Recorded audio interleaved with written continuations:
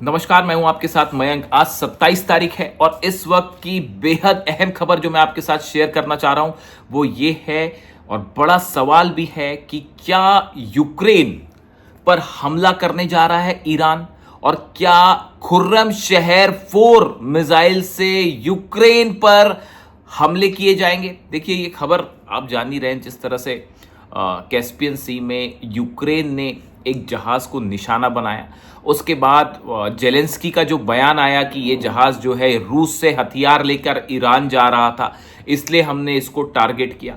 रूस के हथियार ईरान जा रहे हैं, उससे दिक्कत है जेलेंस्की को। क्या ईरान सीधे युद्ध में है यूक्रेन के साथ? नहीं है युद्ध में। फिर जेलेंस्की को यह दिक्कत क्यों हुई? आखिर क्यों हमले किए जेलेंस्की ने उस जहाज पर जो कि रूस से ईरान जा रहा था? अब वो हथियार लेके जा रहा है, तेल लेके जा रहा है, उससे जेलेंस्की का क्या लेना देना? देखिए, मैं इसकी इनसाइड स्टोरी बताऊंगा और फिर ये बताऊंगा कि अगर हमले होते हैं यूक्रेन पर कैसे टारगेट कर सकता है ईरान। लेकिन उसके पहले आपको एक बड़ी बात समझनी पड़ेगी। देखिए, एक मीटिंग होती है व्हाइट हाउस में, जिसमें अमेरिका के राष्ट्रपति डोनाल्ड ट्रंप शामिल थे, जिसमें डैन केन जो जनरल है, उनके चीफ जॉइंट ऑफ स्टाफ है, वो शामिल थे, पीट हेग्सेट शामिल थे, और तमाम बड़े रक्षा अधिकारी शामिल थे। ये बैठक होती है। इस बैठक में विस्तार से चर्चा की गई कि ईरान को लेकर अब अगला ऑप्शन क्या करना है। 2 दिन से अमेरिका ने हमले रोक दिए। खबरें ये चली कि साहब इनके पास जो है, अमेरिका के पास अब सिर्फ 900 पेट्रियट डिफेंस मिसाइल बची हुई हैं, जो कि अरब में और दूसरे मुल्कों में तैनात है। सिर्फ 900 बची हुई हैं टोटल पेट्रियट। इसमें से ज्यादातर अरब में अभी फिलहाल तैनात है। अब होता यह है कि एक महीने में सिर्फ 20 पेट्रियट मिसाइल्स बना सकता है अमेरिका। सिर्फ 20 जो है पेट्रियट सिस्टम की जो डिफेंस मिसाइल्स हैं, वो एक महीने में 20 ही बनती हैं। और ईरान के हमलों में जॉर्डन में, कुवैत में, बहरीन में बड़ी संख्या में ये डिफेंस मिसाइल्स तबाह हो गई हैं। तो अब स्टॉक जो है वो खबरें लगातार है। देखिए, डोनाल्ड ट्रंप का बयान भी आया, नहीं ऐसा कुछ नहीं है, हमारे पास पर्याप्त स्टॉक है। हकीकत यह है, पेट्रियट सिस्टम की धज्जियां उड़ा दी है ईरान ने तीनों देशों में, जॉर्डन में, कुवैत में, बहरीन में, कतर में, और इराक भी ले लीजिए आप। ऐसे हालात में यह बैठक हुई। इस बैठक के बाद डोनाल्ड ट्रंप का यह विचार था कि अभी फिलहाल ईरान पर हमले रोके जाएं। इसके पीछे अब की प्लानिंग क्या है? नेतन्याहू भी मिलने वाले हैं ट्रंप से। अब ये देखिए, ये बैठक होती है, कोइंसिडेंस देखिए, ये बैठक होती है और यहां बैठक हुई और वहां जेलेंस्की ने उस जहाज पर हमला कर दिया जो ईरान जा रहा था। आप समझ रहे हो इस बात को? क्या इस बैठक के बाद यह रणनीति तैयार की गई कि यूक्रेन तो पहले से ही जंग कर रहा है, अब ईरान और यूक्रेन की जंग भी शुरू करवा दी जाए, इन दोनों को भी आपस में उलझा दिया जाए और सीधा ना लड़ना पड़े? देखिए, हथियार तो यूक्रेन कोई अपने दम पे तो लड़ाई कर नहीं रहा, वो तो डोनाल्ड ट्रंप और अमेरिका हथियार पहुंचा रहे हैं, यूरोप हथियार पहुंचा रहा है, इसीलिए लड़ाई कर रहा है। ये बात तो बच्चा बच्चा जानता है। क्या सवाल ये है, देखिए एक्सक्लूसिव खबर दे रहा हूं मैं आपको, ये आपको किसी चैनल पे, किसी पोर्टल पे नहीं मिलेगी। ये जो बैठक होती है, इस फौरन बैठक के फौरन बाद ही हमला हो जाता है यूक्रेन का ईरान के उस जहाज पर जो ईरान जाना था। क्या इसमें यह रणनीति तैयार हुई है कि किसी तरह से अब यूक्रेन और ईरान को भी उलझा दिया जाए ताकि अरब देशों पर हमले ना हो और हम बचे रहें और एक जंग और लड़ी जाए? क्या यह साजिश है बड़ी ईरान के खिलाफ? ईरान इस बात को अच्छी तरह से समझता है। अब्बास अराक्ची जो हमेशा शांत स्वभाव के हैं, वो भी गुस्से में लाल हैं और उनकी तरफ से बयान आया है कि ये जो हमला किया है जेलेंस्की ने और यूक्रेन ने जो हमला किया, ईरान के जहाज को निशाना बनाया कैस्पियन सी में, इसका जवाब दिया जाएगा। It will not go unanswered. आप समझिए कैसे कनेक्शंस जुड़ रहे हैं। तो अब ये सवाल ये है कि यूक्रेन, क्या ये इस तरह की कोई प्लानिंग है, कोई साजिश है कि यूक्रेन और ईरान की जंग करवाई जाए? जो डोनाल्ड ट्रंप चाह रहे हैं, वो सऊदी को भी इन्वॉल्व करने की कोशिश कर रहे हैं। ये जो सऊदी और यमन की लड़ाई चल रही है, आप देखिए, ईरान का एक जहाज उतर रहा था सना एयरपोर्ट पर।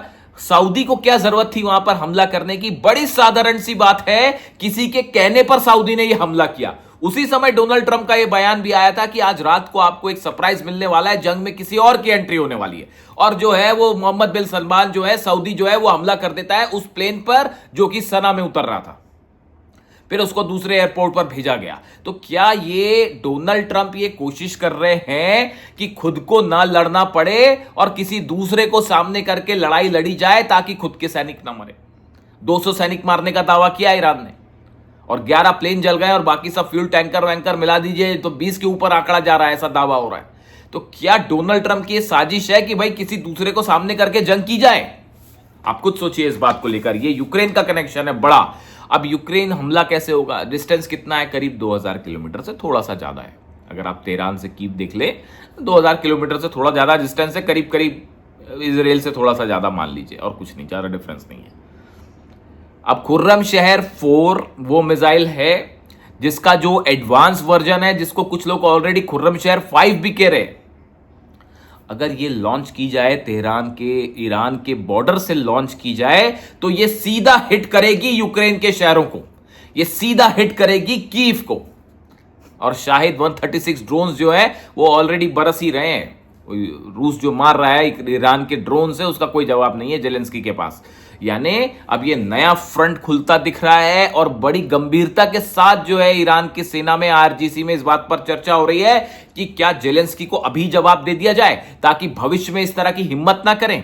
देखिए यही वो एडवांस पॉलिसी है कि दुश्मन से एक कदम आगे चलने वाली रणनीति जो अली खामेनी साहब ने तय की थी, उस पर अहमद वाहिदी चल रहे हैं, उस पर ईरान की सेना चल रही है, ईरान के कमांडर्स चल रहे हैं कि दुश्मन से एक कदम आगे चलो और सीधा जवाब दो, इसके पहले कि अगली हिमाकत हो जेलेंस्की को जवाब दे दिया जाए। तो तमाम खुफिया सूत्र ये बता रहे हैं खुर्रम शहर 4 से हमला हो सकता है यूक्रेन के ऊपर और एक नया फ्रंट खुल सकता है। देखिए ये बहुत बड़ा डेवलपमेंट है। इसके अलावा देखिए दूसरी जो सबसे अहम खबर है, बड़ी खबर है ये कि हुतीस के बीच में और सऊदी के बीच में मामला जो है वो तेजी से बिगड़ता जा रहा है। नतीजा ये है कि अब बाबल मंदेब पूरी तरह से बंद हो गया है। जैसे हॉर्मुज बंद है, हॉर्मुज में आपने देखा एक जहाज और जो है वो जल के राख हो गया। ये उस रास्ते से जाने की कोशिश कर रहा था जो इस ईरान ने मना कर रखा है, उसी रास्ते से गुजरने की कोशिश की, माइंस लगी हुई है समंदर में, फट गई एक जहाज, फिर तबाह हो गया। इसीलिए बार बार ईरान कह रहा है भैया हमारी परमिशन के बिना यहां से मत निकलो, कहां माइंस है कहां नहीं है वो हम जान रहे हैं, जो सुरक्षित रास्ता दिया है उससे निकलो, हमारी जानकारी के बिना निकलने की कोशिश करोगे तो तबाह हो जाओगे। और एक जहाज जो है वो फिर सुलग चुका है जिसकी तस्वीरें अब सोशल मीडिया में वायरल है। और इसी के साथ बाबल मंदेब का वही हाल हो गया है जो कि हॉर्मुज का हाल है। देखिए बाबल मंदेब, एक तो आप अगर बात करें हूती की और सऊदी की, तो हूती और सऊदी के बीच में जंग जो है वो अब एक ऐसे स्तर पर पहुंच गई है जहां पर अब ग्राउंड ऑपरेशन भी हो रहे हैं। यमन में जो है गाड़ियों को आग भी लगाई जा रही है। आपने देखा जिस तरह से ऑयल रिफाइनरीज जली सऊदी की, और उसके बाद जो है 2 ठिकानों पर लोकेशंस में जब हमले हुए उसका नतीजा ये हुआ कि सऊदी का एयर डिफेंस सिस्टम पूरी तरह से फेल रहा हूतीस के इन मिसाइल्स को रोकने में। और उसका नतीजा ये है कि दोनों इलाकों में आग लगी, ऑयल रिफाइनरीज में आग लगी। उसके बाद खबर क्या आती है कि जो अल जौफ इलाका है यमन का, वहां पर हूती और सऊदी समर्थित फोर्सेस जो है वो आमने सामने भिड़ रही हैं। कल रात को वहां पर कई गाड़ियों में आग लगा दी गई। दोनों तरफ से एक दूसरे पर हमले हो रहे हैं और हूती की तरफ से साफ कह दिया गया है कि अब ये जो है सीज फायर जो हुआ था 2022 में वो टूट चुका है और अब बाबल मंदेब से हमारी इजाजत के बिना एक भी जहाज नहीं निकलेगा। वही हाल जो हॉर्मुज का हो रखा है। नतीजा यह है कि जितनी इंश्योरेंस कंपनीज हैं जो इंश्योरेंस करती हैं, उन्होंने मना कर दिया है इस बात से इंश्योर्ड करने के लिए जहाज को। उन्होंने कह दिया भैया अगर आपका जहाज बाबल मंदेब से निकल रहा है, खास तौर पर सऊदी के जहाज, तो हम उसका इंश्योरेंस नहीं करेंगे। अब आप समझ लीजिए हालत क्या है। इससे सऊदी अरब का 70% तेल जो है वो बाबल मंदेब से निकलता है, वहां से गुजरता है। अगर हूती उसको नहीं निकलने देते हैं तो आप नतीजा देख लीजिए क्या होगा। सऊदी की ऑयल जो इंडस्ट्री है उसका क्या हाल होगा। और ईरान की तरफ से अलग वार्निंग आ गई है। ईरान ने सऊदी को सीधी चेतावनी दे दी है और ये कह दिया है कि जो ब्लॉकेड आपने किया यमन का, आपने हूतीस का जो ब्लॉकेड कर रखा है और जो आपने हमले किए यमन के ऊपर, खास तौर पर हूती को निशाना बनाते हुए ईरान का जो जहाज उतर रहा था उसको टारगेट करने की कोशिश की, अलग अलग जो लोकेशंस हैं, हुदैदा इलाका है, वहां पर जो हमले किए, ये पूरी तरह से गलत है। इन्हें रोका जाना चाहिए वरना तनाव और बढ़ जाएगा, हालात बिगड़ जाएंगे। ये ईरान ने सऊदी को वार्निंग दी है हूती के लिए। जितने संगठन हैं जो आज की डेट में ईरान के साथ खड़े हुए हैं, ईरान हमेशा से उनके साथ खड़ा रहा। यही इच्छा और यही कोशिश हमेशा से अली खामने साहब की भी थी। चाहे आप हिजबुल्लाह की बात कर लें, चाहे आप हूती की बात कर लें, जितने संगठन हैं उनकी हमेशा मदद के लिए अली खामने साहब तैयार रहे। और उसी लाइन पर अब ईरान चल रहा है। ईरान किसी सूरत में जो है वो हूती को वहां पर नुकसान नहीं पहुंचने देगा। ये खबरें भी हैं इस तरह से, मैं आपको पहले भी बता चुका हूं कि जो लाल सागर है उसके आसपास बड़ी संख्या में ईरान ने बैलिस्टिक मिसाइल्स का मूवमेंट कर दिया है, शाही ड्रोन्स का मूवमेंट कर दिया है। यानी अगर मान लीजिए सऊदी के साथ और बड़ी जंग छिड़ जाए, डोनाल्ड ट्रंप कुछ भी करवा सकते हैं। देखिए वो यूक्रेन को, जब वो जेलेंस्की की एंट्री हो गई है उसके बाद अब कुछ भी हो सकता है। यही सवाल पूछा गया था अभी हाल ही में एससीओ की समिट में लावरोव से, रूस के विदेश मंत्री से सवाल पूछा गया था। बार बार यही सवाल पूछे जा रहे थे कि क्या आप मदद कर रहे हैं, क्या आप मदद कर रहे हैं ईरान की। उन्होंने हंस के उस सवाल का जवाब टाल दिया।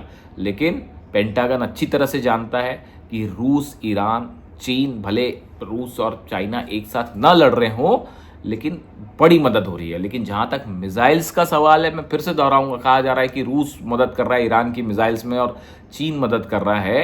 अभी तो मदद शुरू भी नहीं हुई। अभी ईरान के पास अपनी सेल्फ सफिशिएंट मिसाइल्स है। अभी तो फतह नहीं जो है वो कहर ढा दिया है जितना। कुवैत में, जॉर्डन में, अली अल सलेम बेस में और कैंप उदेरी में फौजी ठिकानों पर जो हमले हुए और हेलीकॉप्टर और वो तबाह हुए, वो कल मैंने आपको बताया ही रात को, उसमें इतने भयानक नुकसान हुआ है अमेरिका का कि ट्रंप को जवाब देते नहीं बन रहा है। उस पर अगले वीडियो में मैं बात करूंगा आपसे डिटेल में। थार्ड और पेट्रियट किस तरह से तबाह हुए और ब्रिटेन अलग परेशान है। मामला यूक्रेन तक तो पहुंच ही गया है और ब्रिटेन अलग परेशान है कि कहीं फेयरफोर्ड और डिएगो गार्सिया पर हमला ना हो जाए। और जो B-1 बॉम्बर्स ने टेक ऑफ किया ब्रिटेन के बेसिस से, उसका नतीजा है ईरान भड़का हुआ है और वो तो निशाना लगा के बैठा हुआ है कि जरूरत पड़ेगी तो हम ब्रिटेन के ऊपर फेयरफोर्ट जो बेस है, B-1 बॉम्बर्स, वहां पता है सब सैटेलाइट से दिख रहा है कितने B-1 बॉम्बर्स वहां से टेक ऑफ किए हैं ईरान पर हमला करने के लिए। उसके लिए भी तैयार है ईरान। अब देखिए क्लेन ब्रोगल एयरबेस जो है बेल्जियम का, ये भी निशाने पर है। बुशेल एयरबेस जर्मनी का, ये भी निशाने पर है। वियानो निशाने पर है। वोल्केल एयरबेस है। इंजरलेक एयरबेस है तुर्की में। इन नेटो के जितने बेसेस है सब ईरान के निशाने पे हैं। और अब नई एंट्री हो गई है यूक्रेन की। और जो सूत्र बता रहे हैं, डिफेंस एक्सपर्ट्स बता रहे हैं कि ईरान इसका जवाब जरूर देगा। अब ये जवाब कैस्पियन सागर में दिया जाता है, जहाज यूक्रेन का हिट करके दिया जाता है या मिसाइल दाग के दिया जाता है, लेकिन जवाब जरूर दिया जाएगा। यानी यूक्रेन और ईरान की जंग भी छिड़ती देख सकते हैं हम। इससे जुड़ा जो भी अपडेट होगा आप तक पहुंचाऊंगा। प्लीज कमेंट करके बताइए वीडियो कैसा लगा। सब्सक्राइब करें चैनल को, अपनी राय रखें, किन मुद्दों पर आप डिस्कशन चाहते हैं, कौन सी खबरें चाहते हैं। जो आप बताएंगे मैं वैसा बिल्कुल आपके सामने हर खबर रखने की कोशिश करूंगा। कृपया चैनल को सब्सक्राइब करें, ज़्यादा से ज़्यादा लोगों के साथ शेयर करें। ये आपका ही चैनल है, समझ लीजिए आपके लिए स्टार्ट किया है। Thank you so much.